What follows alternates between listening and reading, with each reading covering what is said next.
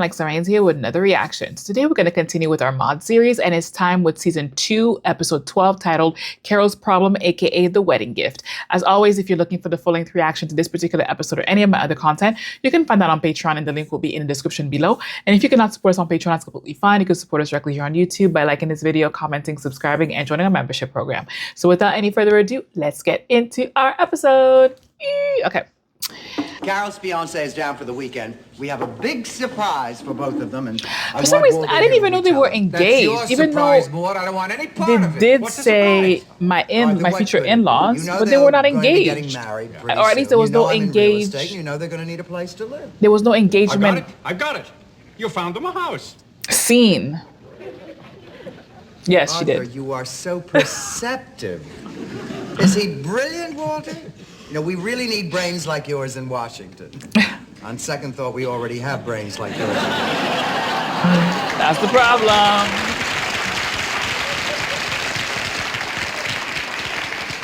You know, Marty, selecting a house is a very personal matter. How do you know they'll like it? She doesn't. You're meddling. What is so wrong with wanting to give two wonderful kids a start in life? Maude, not everyone needs their parents' help. Look at us. Your mother didn't help us when we got married. She certainly did help us. How? She never even came around. That's how. I'm not going to get in the middle of this. I will say this, however. You make a great mistake if you make things too easy for Chris and Carol. Nobody gave me a helping hand. The day I graduated from medical school, my father said to me, Arthur, he said, you're on your own. You get no help from me. And just to prove that he meant it, he retired the very day I took over his medical practice. He gave you a whole practice, dude. We barely see this Can I kid. ask you and Grandpa a question? Of course, honey. That's one of the reasons we're here, to answer any questions you may have for your grandma and your grandpa. How come I'm the only one in the house that has to go to church? That's a question for your grandfather. Thanks, Maude. Well, you see, Philip, religion is kind of a funny thing. Not at our church. Well, I didn't mean that kind of funny thing. Well, let's look at it this way. Your grandmother and I don't go to church because, well, because we're older people. I see older people in church. What about them? Oh, those older people. I mean the ones in the choir. Well, you see, they like to sing. How about the older people in the pews? Older people in the pews. It's been a long time since we've been to church. Maybe that's a question for Grandma. Older people in the pews. Yeah, well, they are the families of the people yeah. in the choir, you see. And they are forced to go to church to listen to their relatives. I don't understand. Good. Run along now. Oh, Walter, that's no answer. Philip, I'm going to level with you. Your grandfather and I don't go to church because, well, we're hypocritical. How come you're hypocritical and I'm Presbyterian?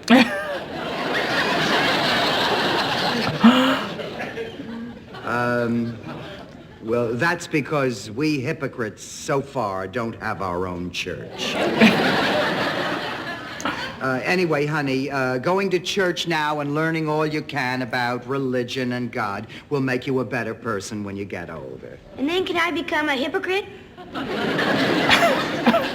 Yeah. Unfortunately, that's the way it usually turns out.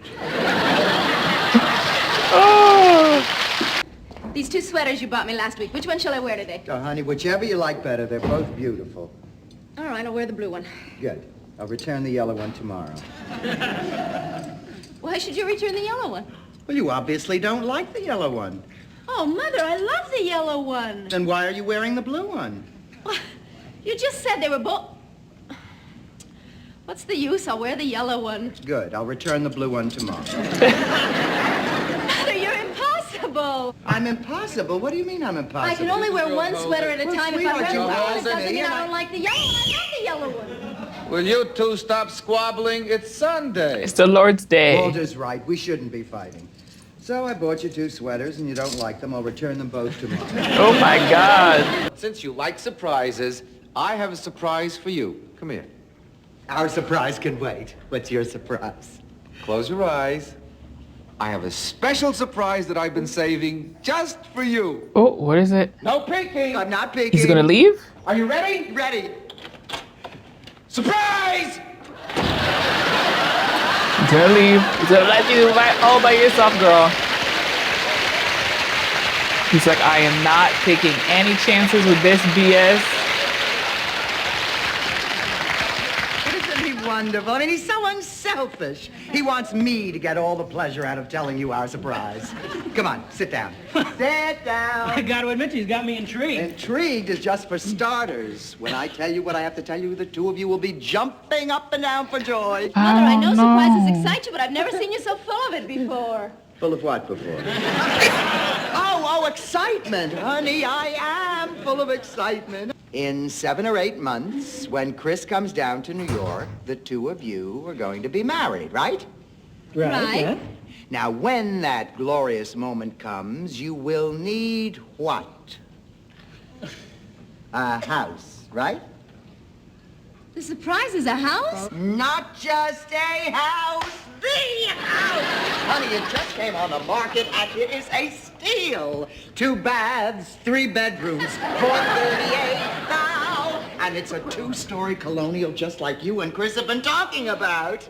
With a fireplace? A fireplace? 2 fireplaces. 1 in the living room and 1 in the master bedroom.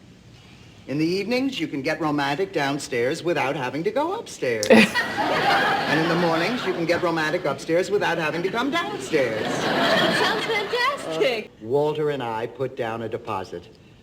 Our wedding gift to you. Wait a minute. Mother, you put a deposit on a house without asking it?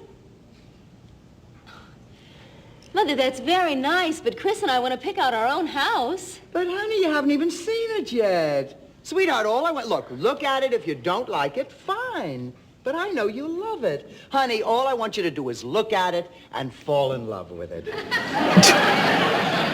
Look at it. Not necessarily Maude, fall in love with it's it. just that Carol and I would like to feel we're on our own. Honey, you are on your own. You'll do everything else yourself. Mother. I promise I will not raise a hand. Mother. You can repaint the house yourselves. You can furnish it. Mother. Sweetheart, I know you kids want to be on your own. I appreciate that.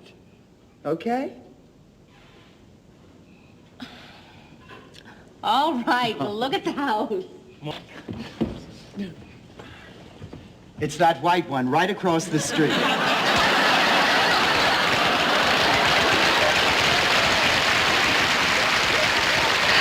Yeah, that's close, Maude.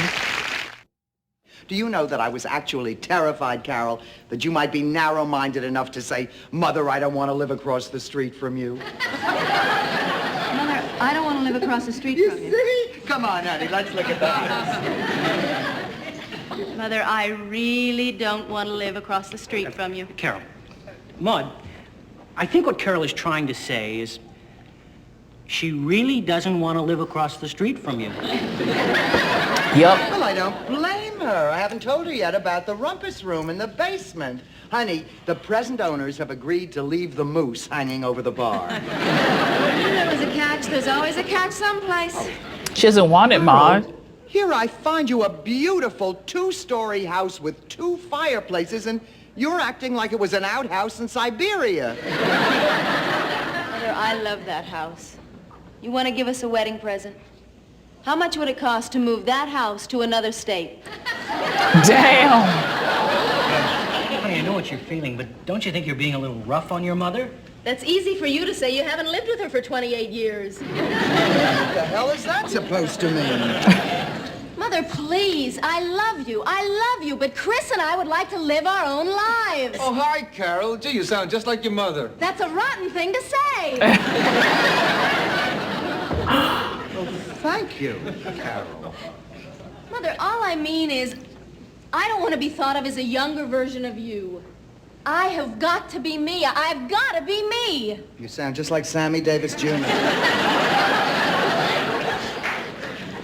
course, if you're ashamed of me. Oh, Mother, please, don't pull that ashamed of me bit with a sighs. You see, Chris, you see what I have to put up with? Mother, don't sigh. I sighed twice and she makes me sound like Dracula. Hey, what kind of a monster is she making me out to be? What kind of monster? Freeze, Maude! What? Freeze right there. Now turn towards the mirror.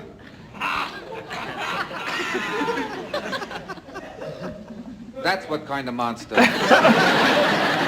A well-meaning mother. In short, a meddler monster. Oh, thank you, Walter. Through your wisdom, you've made me see what I really am. Unhappily married. And as for you, Carol, you and Chris can live anywhere you want. Pennsylvania, New Hampshire, New Jersey, Guam, Mother. Paraguay. So far as I'm concerned, you can go to Tibet and raise monks. Carol, if you don't mind my saying so. Chris, I mind your saying so. Oh, I didn't know that.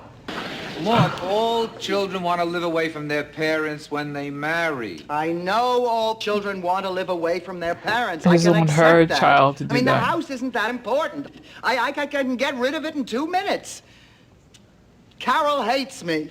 She doesn't hate you. Walter, you heard her. What we're talking about is bigger than a 2-story house. We're talking about me. I wouldn't touch that line with a 10-foot pole. Walter, don't you realize that you're looking at a woman who has just found out that her daughter has resented her for 28 years?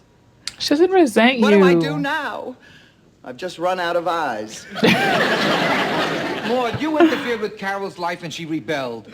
Don't you feel exactly the same way when your mother does that to you? Oh, come on, Walter, that's totally different. What's different about it? Walter, my mother is listed in the Guinness Book of Records. She is the world champion at being able to drive anybody up the wall in 2.5 seconds. Sweetheart, are you listening to yourself? You're right. Walter, I should never have even looked at that house without consulting Carol. I was afraid she'd react this way, and I went right ahead and did it. Why do I do things like this? Why? Because you love she's your daughter and her. you're her mother. Maude, you want to make up to her? Go downstairs and make up. Oh, Walter. Walter, what I put those kids through down there, do you know what I did? I pulled rank, Walter. Just go down and speak to them. In a minute, Walter.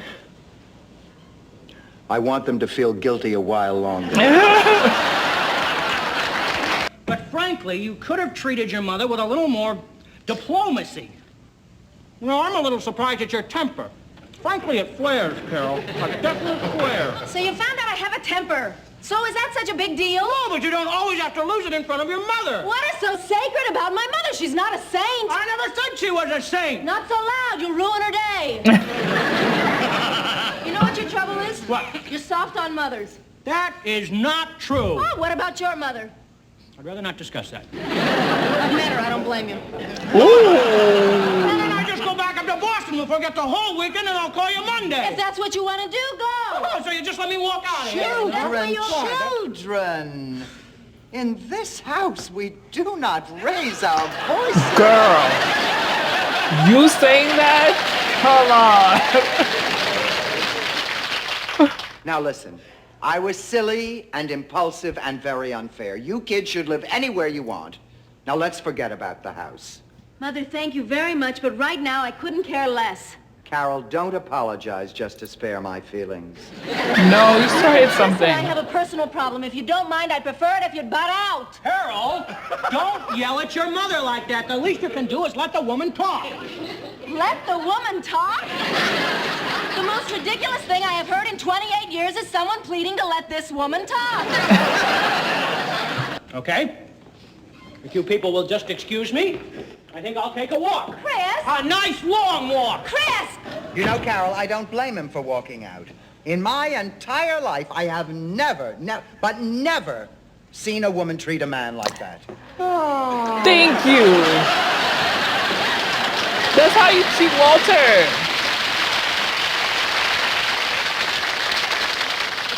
Walter, are you trying to tell me something? She's a copy paste of you. Maude, first you try to control where they live. Then you try to butt into their personal arguments. Sweetheart, you have to learn to leave them alone. That's lovely, Walter. That's really beautiful. If you were turned around the other way, it would have come straight from the horse's mouth.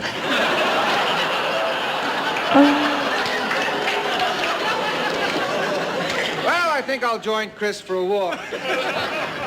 You could use a couple of pointers on survival in the Findlay household, also known as demolition derby. Well, first Chris, then Walter. That only leaves Philip. For 28 years, you have resented your mother.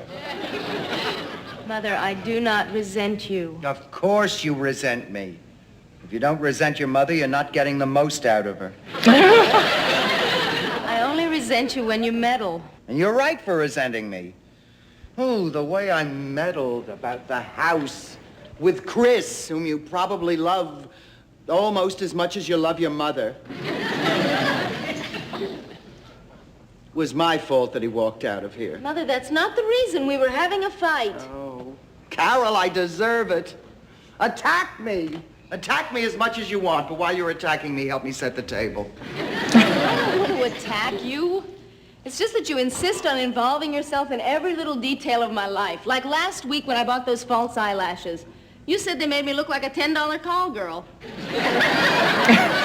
I said no such thing. I said wear them and you'd be picked up for soliciting. See? Did it again. I'm sorry, honey. I don't know what it is. I promise you, from now on, I will not meddle. I will not interfere. I will not criticize. I will not tell you what to do. And Carol, those little forks go to the left. What? Oh, I did it again. Sweetheart, only because last Wednesday I was watching Dinah Shore, and she always puts the little forks on the left. But Mother, why must I put the little forks Because on? Dinah expects that! Oh, Carol, why can't mothers and daughters agree on anything? I will never forget that 8th birthday. My 8th birthday? I don't remember my 8th birthday. I'm talking about my 8th birthday. Oh, Carol, I was having a party, and I wanted everything to be perfect. I wanted chocolate cake and Neapolitan ice cream and hot dogs. And instead of hot dogs, do you know what my mother served at my 8th birthday party? What did she serve? Chop suey. Chop suey for an 8th birthday party.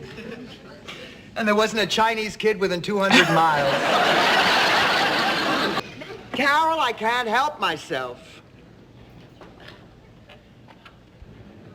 Children resent and mothers interfere. That comes with the territory. I know. Aww. You know, after what happened today, I think I'll drive up to Boston with Chris. That's a great idea. I better pack so we can get an early start and beat the traffic on the thruway. You're not going on the thruway. Mother, you're meddling. Carol, you're interrupting. Now look, you take the Boston Post Road as far as Stamford. All then you do is get say off yes, there, mother. turn north on Yeah, you say yes, mother. You just have to do it. Carol, honey, don't slouch.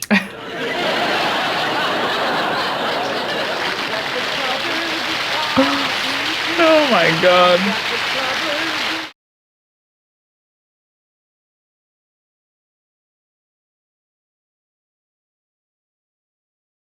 All right, fam. We just finished watching season 2, episode 12 of Maude, titled Carol's Problem, aka Wedding Gift.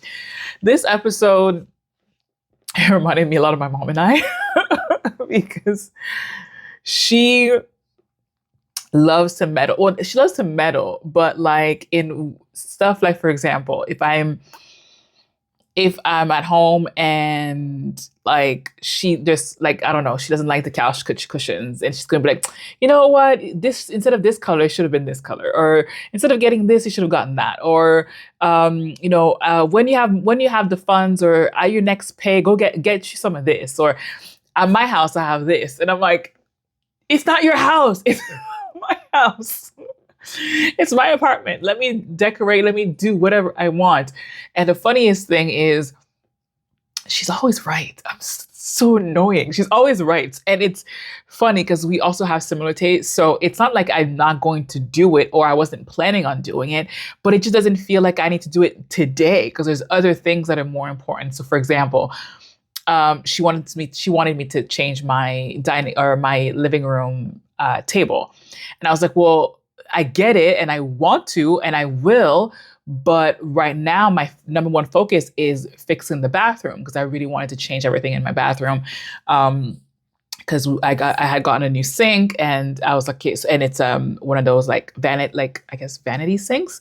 So I needed to, so we removed some of the things that we had, and I was like, I just want to do like a whole black and white theme and change everything. And I'm like, I want to put my money there first, and then I'll change the living room table. But for her, like she just every time she cooks, like, a better table would be nice here. Why do you still have that cheap table? I'm like, dude, this is not necessary, not today.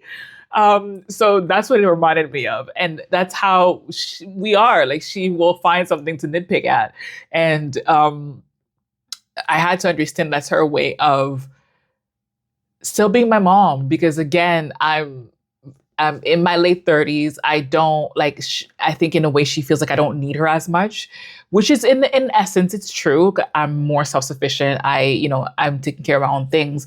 So I think it makes her feel like she's still a mom by still being able to meddle, by still being able to give advice, is her way of letting me know that she cares and that she's still here to help me and to be like that little voice of reason. Same way as when I was a kid, I would always run things with my mom. So she feels like, it gives her that certainty of, still being a mom and still being needed. So I had to understand that's her way of loving me.